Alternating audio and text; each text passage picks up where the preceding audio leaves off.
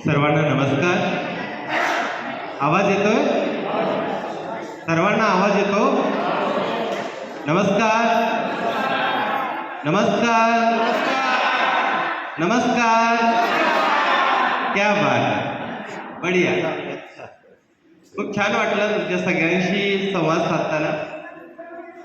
खरं तर आजचे जे आयोजक आहेत त्यांचं सर्वप्रथम मी आभार मानतो की एक आगळ्या वेगळ्या अशा या उपक्रमाला, एका कार्यक्रमाला उपस्थित राहण्याची एक संधी मला दिली. पाठीमागचे दादा थोडंसं शांत व्हाल म्हणजे आपण छान ऐकायला मिळतो. पाठीमागचे थोडंसं शांत. मी जास्त वेळ घेणार नाही, कारण मला माहिती आहे की आता ज्या स्पर्धेची उत्सुकता होती, ज्याच्या निकालाची उत्सुकता होती, तो निकालही मिळालाय. त्यामुळं तो आनंद तो गगनात मावत नाहीये. कधी तो आनंद आपल्या घरच्यांबरोबर, कधी आपल्या सहकाऱ्यांबरोबर, आपल्या जवळच्या व्यक्तींबरोबर तो आनंद शेअर करेल याची उत्सुकता मनामध्ये नक्कीच दाटलेली असेल. या सर्व स्पर्धांच्या माध्यमातून, आणि मी बराच वेळ झाला आपल्या सगळ्यांच्या सहवासात आहे, माझ्या मनामध्ये बरेच सारे प्रश्न तयार झाले. सामाजिक क्षेत्रात काम करताना बऱ्याच लोकांना अगदी हताश झालेलं पाहिलं, निराश झालेलं पाहिलं, अगदी आयुष्य संपवण्याच्या निर्णयापर्यंत येताना पाहिलं. परंतु मागील 1 तास झालं मी आपल्या सगळ्यांच्या सहवासात आहे. तो जो तुमच्या सगळ्यांच्या चेहऱ्यावरचा जो आनंद पाहून ना माझ्या मनामध्ये आनंदाची स्फूर्ती तयार झाली.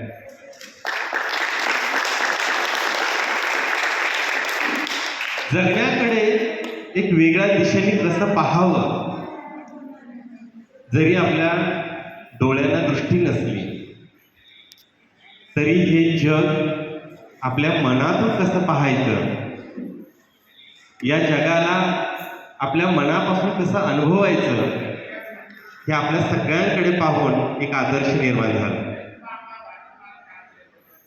वय काय आहे, आपलं शिक्षण काय आहे, आपण कुठल्या समाज व्यवस्थेत आहोत, याहीपेक्षा एक माणूस म्हणून जगण्याचा मोठा संदेश आपल्या सर्वांकडे पाहून मला मिळाला.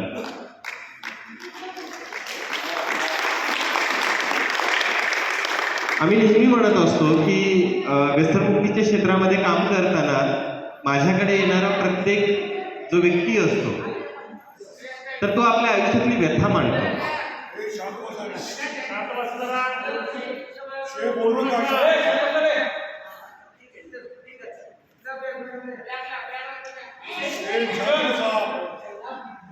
ठीक आहे, हरकत नाही. तर समुपदेशनाकडे येणारी जी व्यक्ती असते तर साधारणपणे आम्ही त्यांना एक प्रश्न सहज विचारत असतो की आपल्याला व्यसनाची सवय कशी लागली. त्या प्रश्नाचं उत्तर बऱ्याच वेळेला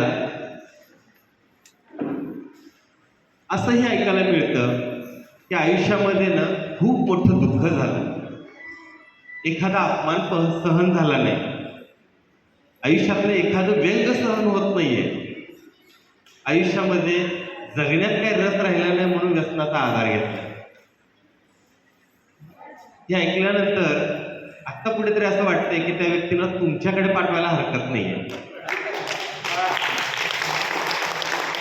कारण जगण्याची खरी कला काय असायला हवी, जगण्याचा दृष्टिकोन काय असायला हवा, हे त्या व्यक्तींना खरंच तुम्ही छान समजावून सांगू शकाल. कारण जगणं खूप सुंदर आहे, त्याला जगता आलं पाहिजे. माझ्याकडे एखादी गोष्ट नाहीये म्हणून हताश न होता आहे या गोष्टीचा एक चांगल्या पद्धतीने उपयोग स्वतःच्या जगण्यासाठी करणं, स्वतःचा चरितार्थ भागवण्यासाठी करणं, किंवा एक व्यक्ती म्हणून या समाज व्यवस्थेत राहताना करणं हे गरजेचं आहे, आणि जे आपण सर्वजण करता आहात. आज ज्या काही स्पर्धा झाल्या खरं तर खूप वेगळ्या. मी आजपर्यंत बऱ्याच स्पर्धांमध्ये परीक्षक म्हणून गेलोय, बऱ्याच स्पर्धांचं बक्षीस वितरण करण्यासाठी पाहुणा म्हणून उपस्थित राहिलोय. पण मला आज खूप आनंद होतोय की मी आज अशा एका वेगळ्या स्पर्धेला आलोय की ज्याच्यामध्ये ती स्पर्धा तुमच्यातली नाही, ती आमच्यातली असं वाटलं मला. कारण या स्पर्धेमध्ये एक आहे की ज्यामध्ये आपल्या विचारांना चालना देणं, आपल्या प्रत्येक अवयवाला चालना देणं आणि खऱ्या अर्थानं ज्याचं ऋण आपल्यावरती आहे त्याची जयंतीच्या निमित्ताने या स्पर्धेचं आयोजन करणं हे खूप आपलं वेगळं काहीतरी घडतं. मी तर असं म्हणेन की जिथं आम्ही डोळे असून पण बऱ्याच गोष्टींकडे नजरअंदाज करतो, बऱ्याच गोष्टी दिसत असताना सुद्धा आमची चुकीची पावलं ठरतात, तर खऱ्या अर्थानं आपल्याकडचा एक आदर्श असा आहे की ज्याच्यामध्ये आपण योग्य दिशेनं जाण्यासाठी आपल्या शरीराच्या ज्या 5 इंद्रिय आहेत आपल्या शरीरातली, त्या 5 इंद्रियांवरती छान पद्धतीने नियंत्रण करून आपण छान पद्धतीने या समाजामध्ये राहतात. वेगळंपण काय आहे? जगण्यातलं वेगळंपण स्पर्धा कोणाला चुकली नाही. आपण ज्या स्पर्धेचं आयोजन केलंय ना, ते खरं तर मी म्हणेन या आयोजकांचं खूप मनापासून कौतुक आहे की आपण या स्पर्धांच्या आयोजनातून एका वेगळ्या दिशेनं प्रत्येक आपल्या बांधवांना पुढे जाण्यासाठी आपण चालना देत आहे. ती चालना खरंच प्रेरणादायी आहे, कारण या समाज व्यवस्थेमध्ये राहताना स्पर्धेमध्ये टिकणं आता गरजेचं आहे आणि आम्हीही काही कमी नाहीये हे तुम्हीही याच्यातून दाखवून देण्याचा खूप छान मोठा प्रयत्न करताय. ज्या ब्रेन लिपीचं खरं तर मला नेहमीच उत्सुकता होती. आज मी ती ब्रेन लिपी स्वतः जवळून पाहिली, म्हणजे व्हिडिओ बरेच पाहिले होते, पण प्रत्यक्ष आज ती ब्रेन लिपी पाहिली. त्या ब्रेन लिपीसाठी मनाची एकाग्रता किती महत्वाची हे आज खूप जवळून पाहता आलं. दुसरी गोष्ट अशी आहे की केवळ स्पर्धा ही फक्त सर्वसामान्य व्यक्तींसाठी नाहीये, कारण आपण या स्पर्धेच्या जगामध्ये टिकताना सुद्धा आपलं सामान्य ज्ञान सुद्धा आता वृद्धिंगत करणं, वाढवणं ही आता गरज बनतीये आणि त्या गरजेचा उपयोग आपण इथं विचार करून ही स्पर्धा इथं आयोजित करताय. स्पर्धेमध्ये प्रश्नही काही साधेसुधे नव्हते. काही प्रश्नांच्या बाबतीत मी सुद्धा थांबलो होतो, याचं उत्तर काय असावं. म्हणजे आपण आपल्या बुद्धीला सुद्धा किती चालना दिली आहे, आपल्या शरीराला आपण किती छान चालना दिली आहे आणि त्या माध्यमातून आपण स्वतःला एक वेगळं अस्तित्व, वेगळं व्यक्तिमत्व म्हणून स्वतःला सिद्ध करण्याचा आपण प्रयत्न करताय. याच्यासाठी माझ्याकडून तुम्हा सर्वांना सॅल्यूट आहे. खरं तर मी इथं आल्यानंतर तो बॅनर पाहिला आणि त्या बॅनरवरची काही वाक्य मी वाचली. निमित्त काहीतरी असावं लागतं एकत्र येण्यात. आपण एका स्पेशल गटातले आहोत. स्पेशल गट जरी असलं तरी आपल्याला एकत्र येणं, विचारांची देवाणघेवाण होणं, समाजामध्ये चाललेल्या प्रत्येक गोष्टींचा आढावा घेणं आणि त्याच्यातून स्वतःला कसं सिद्ध करायचं याच्यासाठी आपण जी एकोपा दाखवताय, संघटन दाखवताय, हे खूप महत्वाचं आहे. कारण कोणतीही गोष्ट आपण एक लहानपणापासून ऐकत आलेलं असाल कदाचित. मी जर आठवण करून देतो त्या कथेची. कथा ऐकायला आवडते ना सगळ्यांना? येस, कदाचित ती ऐकलेली आहे, फक्त मी रिपीट करतोय ती कथा. एक शेतकरी होता. त्या शेतकऱ्याला 4 मुलं होती. शेतकऱ्याकडे इतकी भली मोठी शेती होती, पण त्या मुलांचा त्या शेतीमध्ये बिलकुलही रस नव्हता. आपल्या बापाची एवढी मालमत्ता आहे, शेवटी बापाच्या नंतर आपलीच होणार आहे ती. या विचारधारेमध्ये असलेल्या या मुलांनी कधीही कुठली गोष्ट सिरियसली घेतली नाही.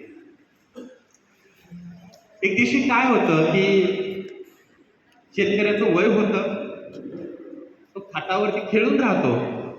त्याला चिंता सतावायला सुरुवात होते. माझ्यानंतर या मुलांचं कसं होणार? ही मुलं ह्या जगामध्ये कशी टिकतील? या मुलांचं ह्या जगामध्ये राहणं कसं अवघड जाईल, असं त्याला सतत चिंता सतावत असते. एवढी मोठी शेती आहे, परंतु ह्या शेतीचा उपयोग ह्यांना कळतच नाहीये. 4 मुलं आहेत, 4 विचारांची आहेत, ते कधीच एकत्र येत नाहीयेत. त्यावेळेला त्या शेतकऱ्याने एक युक्ती लढवली. त्या 4ही मुलांना बोलवलं एकत्र आणि त्या 4ही मुलांच्या हातामध्ये एक 5-5 काठ्यांचा गट्टा तयार करून दिला. 5 काठ्या एकत्र केल्या, त्याची मोळी बांधली आणि ती मोळी एक मुलाच्या हातामध्ये दिली आणि त्या मुलांना म्हटलं, आता एक काम करा, सर्वांनी एक काम करायचं, ही मोळी जी आहे ती तोडून दाखवा. मोठा मुलगा थोडासा हसला. सहज शक्य असं या विचारामध्ये त्यांनी मोळी मांडीवरती जोरात आदळली, परंतु मोळी काही तुटली नाही. दुसऱ्या मुलाला वाटलं, अरे तुझी ताकद कमी आहे, आता बघ माझ्याकडे ताकद जास्त आहे. दुसऱ्याने प्रयत्न केला, दुसऱ्यालाही अपयश मिळालं. असाच प्रयत्न तिसऱ्यानेही केला, त्यालाही यश मिळालं नाही. चौथ्यानेही तोच प्रयत्न केला, त्यालाही यश मिळालं नाही. चौघांनीही मानाखाली घातल्या, कारण आपणच घटना होती ना, की जर आपल्याला साधी ही लाकडं तोडता येत नाहीये, आपल्याकडे ताकद असून काय कामाची. कुठेतरी त्याच्या मनामध्ये ती गोष्ट सला लागली. दुसऱ्या क्षणी त्या शेतकऱ्याने काय केलं, एक मोळी सोडली आणि प्रत्येकाच्या हातामध्ये एक एक काठी दिली. त्या मुलाने काय केलं, एक काठी सहज तोडली, चौघांनीही ती काठी तोडली. वडिलांनी त्यांना प्रश्न विचारला, यातून तुम्ही काय शिकला? त्यावेळेला पहिल्या मुलाला उत्तर देता आलं नाही. तो म्हटला, काय हे साधं होतं, 5 काट्या आधी होत्या, ते एक काठी होती, ताकद काय, फक्त एका काठीला जरा जास्त लागते असं वाटलं मला. पण एक काठी सहज तुटली, 5 काट्या काय तुटल्या नाहीत. दुसऱ्याचं उत्तर असंच काहीतरी होतं. शेवटी वडिलांनी त्यांना एकच उत्तर दिलं, जर या समाज व्यवस्थेत राहायचं असेल तर ह्या मोळीसारखं एक गट्टा तुम्हाला होणं गरजेचं आहे. जर एकटे राहाल तर सहज तोडले जाल, पण जर असं मोळीसारखं एक गट्टा जर राहाल तर या समाजामध्ये सहज वावराल.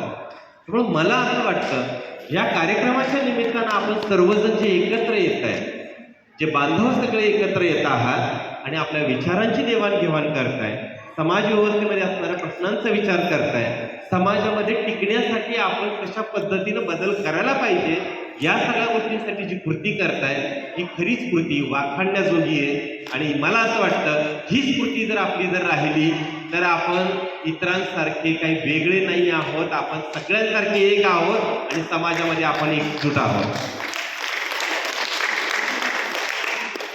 खरी ताकद इथंच आहे, एकटं तर कोणीच राहू शकत. ताकद गाव आपण सहज म्हणतो, 4 माणसं एकत्र आली की तोंडाला तोंड लागतं. ती नकारात्मक बाजू तर आपल्याला आहेच आहे, पण सकारात्मक बाजू काय आहे, काही गोष्टी एकट्यानं होत नाही, त्याच्यासाठी एकोपा गरजेचं आहे. जेव्हा तुम्ही एकटे येत असता त्यावेळेला तुम्हाला दुर्लक्ष केलं जातं, आणि जेव्हा तुम्ही एकजूट असता त्यावेळेला तुमची ताकद दिसते आणि त्या ताकदीच्या जोरावरती आपण बरेच निर्णय घेऊ शकतो. तर आता ह्या सगळ्या गोष्टींमध्ये मला जाणवलेली गोष्ट अशी, आपल्या बांधवांमध्ये मला वाटतं रिया यांना माझ्याकडून हीच अपेक्षा असते की सर, तुम्ही ज्या क्षेत्रात काम करताय ते क्षेत्र पण जरा थोडंसं येणार टाचण मारा. तर नक्कीच मारेल. मी ज्या क्षेत्रात काम करतो ते क्षेत्र आहे तंबाखू व्यसनमुक्तीचं. आपल्यापैकी, आता लक्षपूर्वक ऐका, आपल्यापैकी किती बांधव असे आहेत की जे तंबाखूजन्य पदार्थाचं व्यसन करतात? मान्य करूया, व्यसन करताय? Yes, very good. हात वर करूया. ज्यांनी ज्यांनी करतात त्यांनी सहज हात वर करूया. आपल्याला काही वाईट वाटण्यासाठी काही नाही. ज्यांनी व्यसन करतात त्यांनी हात वर करूया. बरं, ठीक आहे. व्यसन म्हटलं की आपल्या डोळ्यासमोर फक्त दारू टाकत, बरोबर ना? पण दारू व्यतिरिक्त पण व्यसन आहेत आपल्या समाजामध्ये. तंबाखू आहे, गुटखा आहे, मावा आहे, सिगरेट आहे, बिडी आहे, चिलीम आहे, पाईप आहे, हुक्का आहे. अगदी लहान मुलं शाळेमध्ये आता वापरतात व्हाईटनर आहे, पेट्रोल स्मोकिंग आहे. याच्या बरोबरीने जर पाहिलं तर काही लोकांना सुगंधी काही द्रव्य वापरायची सवय असते, ज्याला आपण काही लोक अत्तर म्हणतो, उग्र प्रकाराचं वापरतो आपण. एक तेल वापरतात उग्र प्रकाराचं. व्यसनाचे प्रकार बदलले. आपण ह्या व्यसनाच्या गर्दीत तर आलो नाही, तर थोडी खातरजमा करूया. कारण जर निरोगी आयुष्य जगायचं असेल तर आपल्याला निर्व्यसनी राहणं गरजेचं आहे. आपण जर व्यसन करत असू तर व्यसनामुळे आपल्या शरीराचं नुकसान होतंय. जर आपण हे जर नुकसान टाळायचं असेल तर व्यसनापासून दूर जाऊया. मी जास्त व्यसनावर नाही बोलणार, कारण तुमच्याकडचे जितके छान विषय आहेत मला असं वाटतं माझा विषय इथे थोडासा थांबवतो मी. ज्यांना कोणाला असं वाटत असेल की व्यसन सोडायचं आहे. रियाजभाई तुम्हाला नंतर माझा नंबर देतील, आवर्जून मला फोन करू शकता. तुमच्या व्यसनमुक्तीसाठी मी तुम्हाला मार्गदर्शन करायला तयार आहे. कारण आजच्या या समाजामध्ये आपल्याला काय टिकायचं असेल तर निरोगी राहणं गरजेचं आहे, आणि निरोगी राहायचं असेल तर निर्व्यसनी राहणं गरजेचं आहे. कारण निर्व्यसनी आपण असू तर आपले 4 पैसे वाचतील. आपण निरोगी राहण्यासाठी आपल्याला व्यसनमुक्त का राहायचं आहे? कारण आपण व्यसनमुक्त असेल तर आपली मुलं निर्व्यसनी तयार होतील, आणि जर आपली निर्व्यसनी मुलं असतील तर आपला समाज निर्व्यसनी व्हायला वेळ लागणार नाही. त्यामुळे आपण सर्वजण निर्व्यसनी राहूया. कुठेही तुम्हाला व्यसनमुक्तीच्या संदर्भामध्ये मदत लागली तर नक्कीच मला तुम्ही संपर्क साधू शकता. मी तुमच्यातलाच आहे, तुमच्यापेक्षा वेगळा नाही आहे. कारण आपण समाजाचे घटक आहोत. समाजाचं दायित्व आपलं बनतं की आपण एखादी गोष्ट समाजाकडून घेत असू तर तीच गोष्ट आपल्याला समाजाला वेगळ्या पद्धतीने रिटर्न देता आली पाहिजे. आणि हेच बांधिलकी आपण जपूया. समाजामध्ये स्वतःचं अस्तित्व निर्माण करूया, आणि समाजामध्ये उत्तम आरोग्यदायी जीवन जगण्यासाठी आपण प्रेरणा स्वतःही घेऊया आणि इतरांनाही प्रेरणा देऊया. या सर्व गोष्टींसाठी मी तुम्हा सर्वांना शुभेच्छा देतो. तुम्ही निरोगी राहा, आणि उद्याचा प्रजासत्ताक दिन आपण आनंदाने साजरा करूया. सर्वांना शुभेच्छा देतो आणि इथे थांबतो. धन्यवाद.